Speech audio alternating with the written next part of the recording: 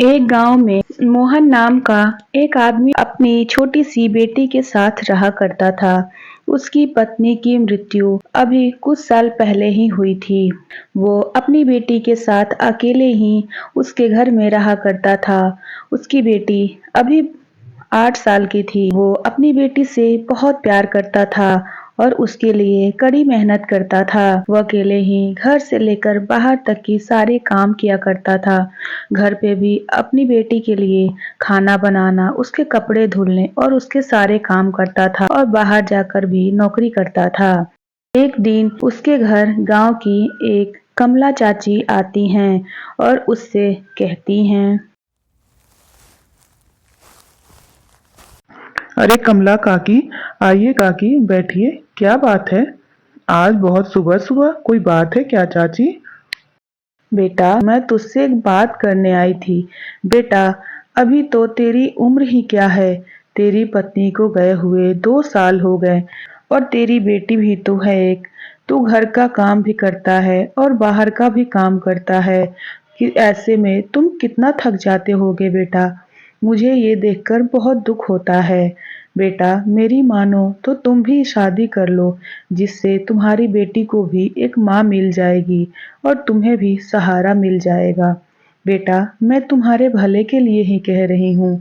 मैं भी तो एक माँ हूँ। मुझे भी तुझे ऐसे देखकर दुख होता है बेटा। बेटा, मेरी बात मान ले। हाँ कमला काकी, ये बात तो सही है कि मैं घर और बाहर की काम करते बहुत थक जाता हूँ। लेकिन काकी, मैं दूसरी शादी नहीं करना चाहता। मैं परी के लिए सौतेली माँ नहीं लाना चाहता हूँ। मैं परी से बहुत प्यार करता हूँ और मैं चाहता हूँ कि वो हमेशा खुश रहे। और जब मेरी दूसरी पत्नी आएगी तो वो उसे उससे माँ का प्यार नहीं देगी, बल्कि एक सौतेली माँ जैसा बर्ताव करेगी, जो मैं कभी बर्दाश्त नहीं करूँगा। बेटा, मेरे जानने में एक लड़की है। उसकी उसके भी पति का स्वर्गवास हो गया है। उसकी भी एक छोटी सी बेटी है और ऐसे में वो भी एक माँ है।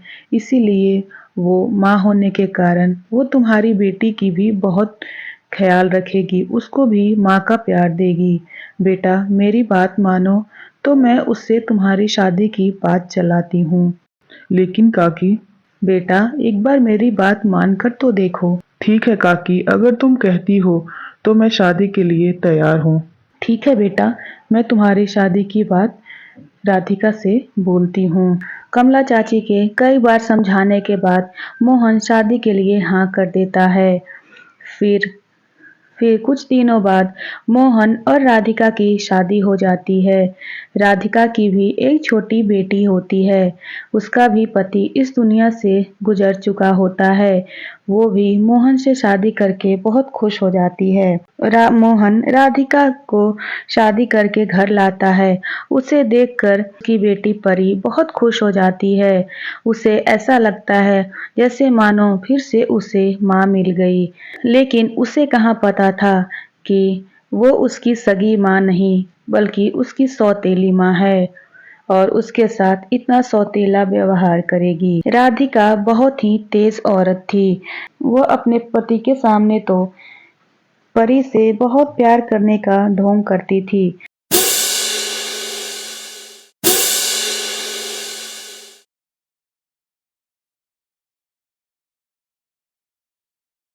लेकिन अपने पति को घर से जाते ही उससे उसके साथ बहुत गलत व्यवहार किया करती थी।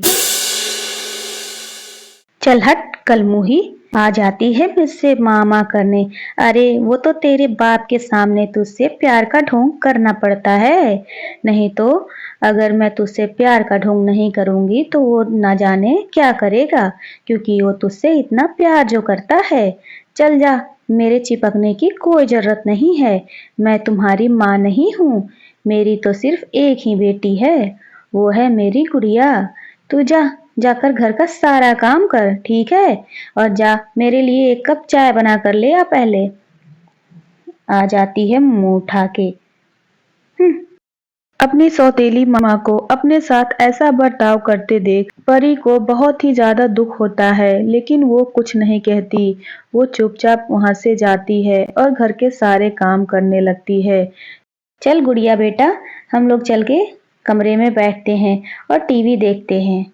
एक दिन परी की तबीयत अचानक से बिगड़ जाती है, जिस कारण वो रात को देर से सोकर उठती है।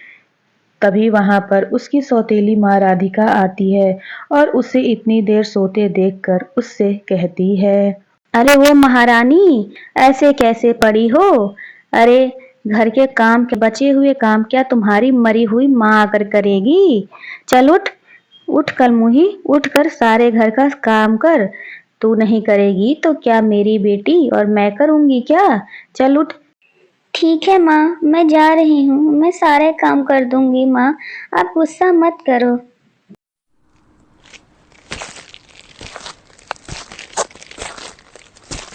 और फिर वो उसी हालत में जाकर घर के सारे काम करने लगती है और बहुत ही रो रो कर अपनी माँ को याद करने लगती है। बीमारी की हालत में दिन भर ऐसे काम करने से परी की तबीयत बहुत ज्यादा खराब हो जाती है और वो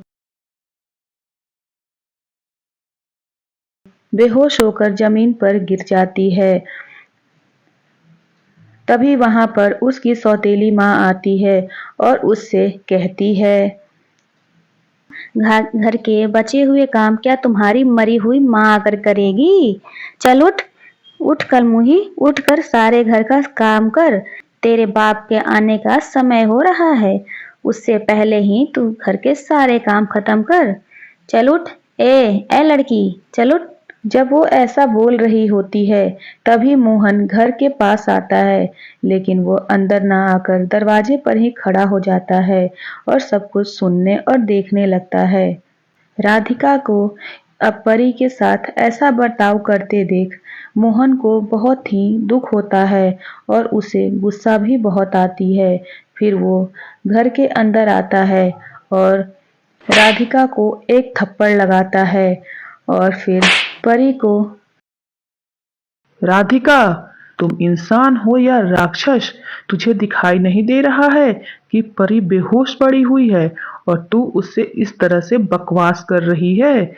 अरे मैं तो तुझे उसकी माँ की तरह समझता था। मुझे तो लगता था कि तू उसे अपनी माँ की तरह प्यार करती है, लेकिन तू तो एक नागिन है, नागिन। मैंने सब कुछ देख लिया है, अपनी आंखों से और अपने कान से भी सुन लिया है। तेरा असली चेहरा क्या है अब मुझे समझ में आ गया है। अब तुझे अच्छा ढोंग करने की कोई जरूरत नहीं है। मैं आज पहले आ गया, इसलिए मैंने सब कुछ देख और सुन लिया, वरना तो तुम मेरे आने तक अपना रंग ही बदल लेती थी और मुझे लगता था कि तू मेरी बेटी से बहुत प्यार करती है। पर मुझे क्या पता था कि तू एक औरत के नाम पे कलंक है, कलंक। चल निकल जा मेरे घर से। तेरे लिए मेरे घर में कोई जगह नहीं है।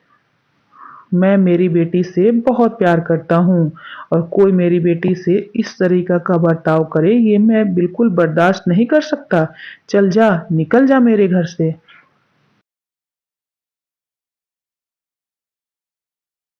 फिर परी को डॉक्टर के पास लेकर जाता है। कुछ देर बाद परी को होश आ जाती है। फिर वो उसे लेकर घर आता है और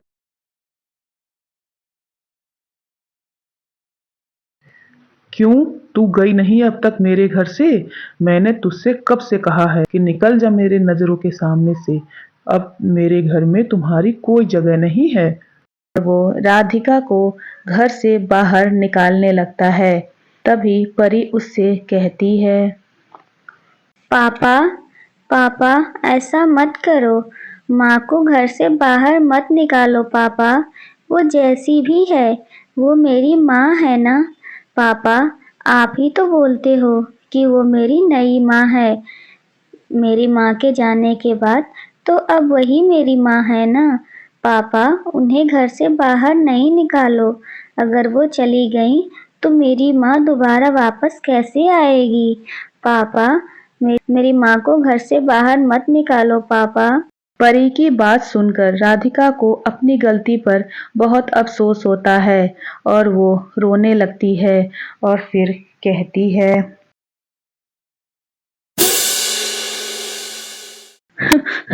परी बेटा, तू बहुत अच्छी है मेरी गुड़िया।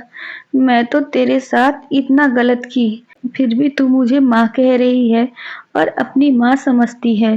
बेटा, मुझसे बहुत बड़ी गलती हो गई बेटा, मुझे माफ कर दे गुड़िया। तू मुझे माँ कहती है ना, तो सच में आज के बाद मैं तेरी माँ बनकर दिखाऊंगी। आज से तू मेरी सगी बेटी है, बिल्कुल मेरी गुड़िया की तरह। मैं तेरे साथ कुछ गलत नहीं करूंगी और तुझे उतना ही प्यार करूंगी जितना एक माँ अपनी बेटी से करती है। मुझे माफ कर दे मेरी गुड़िया, मुझे माफ कर दे। ऐसा कहकर वो परी को गले से लगा लेती है और फिर उस दिन के बाद से वो सच में परी से बहुत ही ज़्यादा प्यार करने लगती है।